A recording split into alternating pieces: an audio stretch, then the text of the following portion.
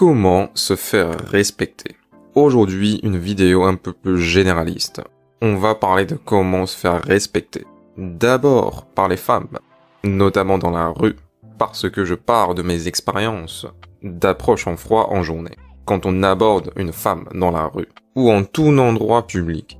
Et ensuite, on va généraliser ce principe sur la vie en général, à savoir comment se faire respecter par les autres dans la vie. Quand je commençais les approches à froid en journée, les femmes ne s'arrêtaient pas pour m'écouter. Et même si elles s'arrêtent, elles me disent toujours que je n'ai pas le temps ou j'ai un copain. Ça, c'était avant. Mais aujourd'hui, c'est complètement différent. La plupart du temps, elles n'osent même pas partir avant que je leur dise que c'est terminé. Et donc, qu'est-ce qui a changé depuis? J'ai aujourd'hui 4 conseils pour vous faire respecter par les femmes, par les autres, dans la rue et dans la vie.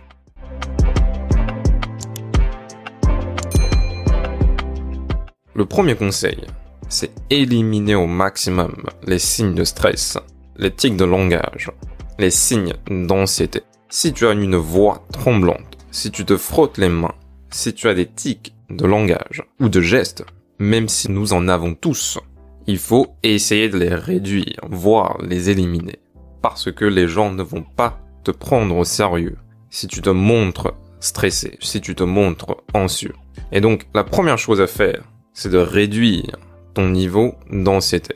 Et c'est un travail de longue haleine, ça ne se fait pas du jour au lendemain.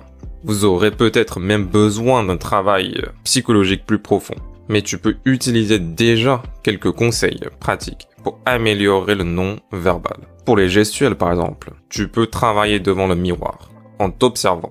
Pour les voix, si tu parles trop vite, ou si tu as une voix ascendante, ou si tu ne parles pas assez fort, alors tu dois t'enregistrer dans un micro et t'écouter après.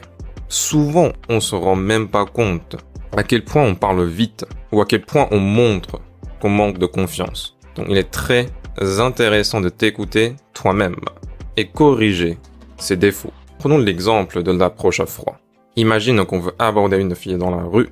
C'est tout à fait normal de ressentir de l'anxiété parce qu'on n'est pas confortable dans cet environnement.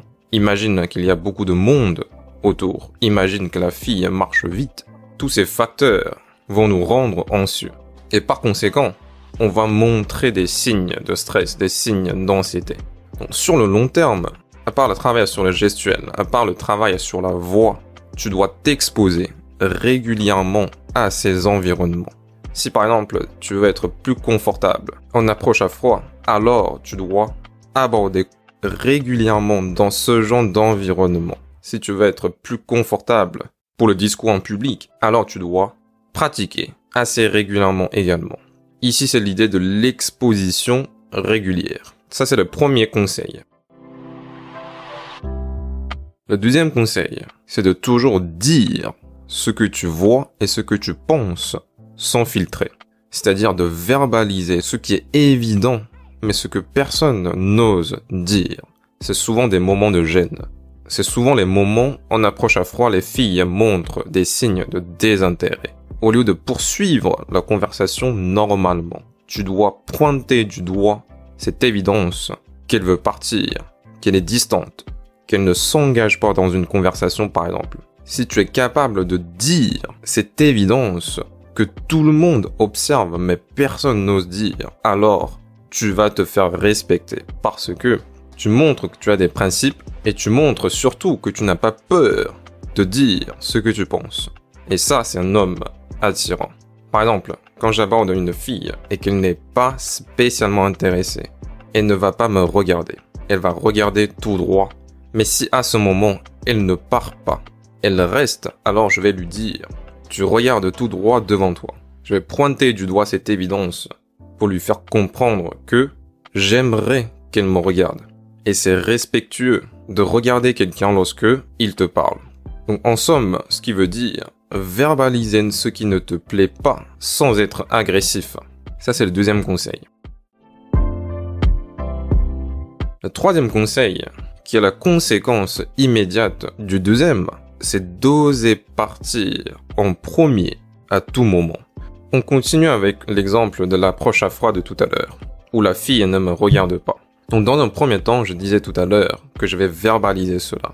Et ensuite, si elle n'a pas une justification ou une réaction ou un changement dans son langage corporel, alors je ne serai plus intéressé pour continuer la conversation. Je vais partir en premier avant qu'elle ne parte. J'ai des exigences, je veux qu'elle me respecte, même dans une conversation normale. Et si ces attentes ne sont pas remplies, alors il doit y avoir des conséquences. Et la conséquence, c'est que je vais partir en premier. Et donc, un homme qui se fait respecter, c'est avant tout un homme qui se respecte soi-même. Oser partir à tout moment montre que tu es détaché et surtout que tu te respectes toi-même. Le dernier conseil, c'est d'être toujours dans l'action et jamais dans la réaction. Tout à l'heure, oser partir à tout moment est une illustration forte de ce principe de ne pas être dans la réaction. C'est pour cela que j'en fais un conseil à part. Mais maintenant, le dernier conseil est encore plus généraliste. C'est que tu dois savoir ce que tu veux. Tu dois savoir ce que tu es en train de faire. Tu dois savoir vers quoi l'interaction tend. Tu dois avoir une intention derrière. Tu dois avoir un plan. Lorsque tu abordes une fille, par exemple, je prends toujours l'exemple de l'approche à froid. Et surtout en relation homme et femme, en dynamique intersexuelle, tu ne dois pas suivre l'autre personne. Tu peux collaborer dans une certaine mesure, mais tu dois toujours mener l'interaction pour une relation gagnant-gagnante avec les filles. Parce qu'en réalité, si tu la suis, si tu ne mènes pas l'interaction, c'est une relation doublement perdante. À la fois pour toi, qui ne te fait pas respecter, et pour la fille, qui veut quelqu'un qui est dans l'action, qui peut mener l'interaction. Elle ne veut pas quelqu'un qui est dans la réaction. Et de façon générale, c'est un principe assez utile dans la vie. Ça va t'aider à ne pas avoir de pensées excessives. Parce que c'est toujours dans la réaction qu'on commence à trop penser. Est-ce que j'ai dit la bonne chose? Qu'est-ce que je dois dire? Qu'est-ce qu'elle pense de moi? Comment est-ce qu'elle va réagir? Mais au contraire, si tu es dans l'action, tu ne vas pas penser ce genre de choses. Tu penses à ton intention. Qu'est-ce que tu veux? Quelles sont tes envies? Quels sont tes désirs? Quelles sont tes intentions? Donc, c'est très important de mettre soi-même en avant. Avant de penser ce que veut l'autre, tu dois d'abord penser à ce que tu veux. Voilà pour cette vidéo, comment se faire respecter par les femmes en approche à froid en journée, dans la rue, par les autres. C'est généralisable dans la vie.